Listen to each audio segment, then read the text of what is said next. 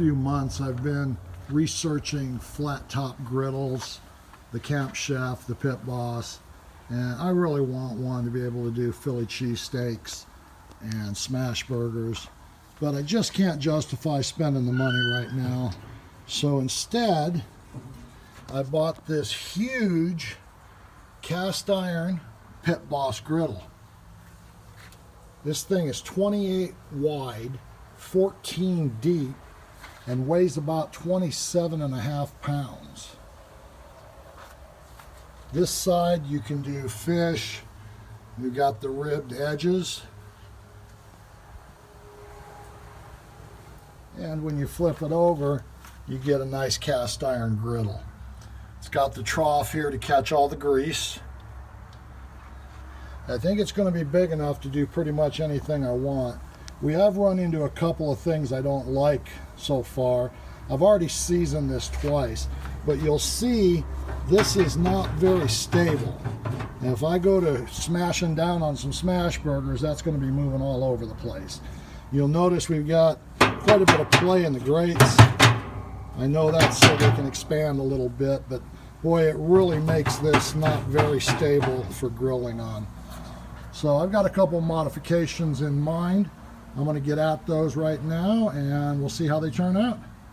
So after some measurements and a quick trip to Ace Hardware, thank you guys at Ace, we bought some 1/2-inch channel steel, cut it to the exact perfect lengths on the side of this griddle. Just tight enough it's wedged in, but not so tight when it expands it'll be a problem.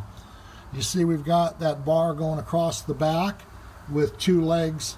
We threaded a rod through that to hold it. This griddle is now as sturdy as the grill. It's not going anyplace. So I'll be able to move things around without worrying about that slipping and sliding. I figured while we had it apart, all this grease off this thing is going to bunch up in this trough. And when I finish cooking, it's going to be a bit of a pain to get all that out of there. So since it's only going to be used on this Pit Boss, I went ahead and drilled a hole through the cast iron.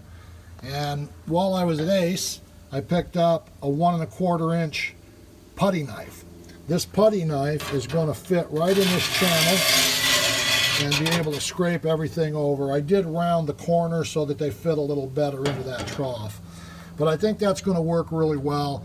While it's still hot, I can get all the grease off of it and drain it down into the bucket. So I don't have an infrared thermometer yet. I've got one coming. I'm going to have to estimate what the temp on this griddle is when I start cooking with it today. But I think this is going to work well for me, save me a lot of money for the time being. And I saw the griddle hacks for the Pit Boss. They're about $200 plus. This was pretty cheap. All in, I'm probably into this for about $80. So I think we're good to go, guys.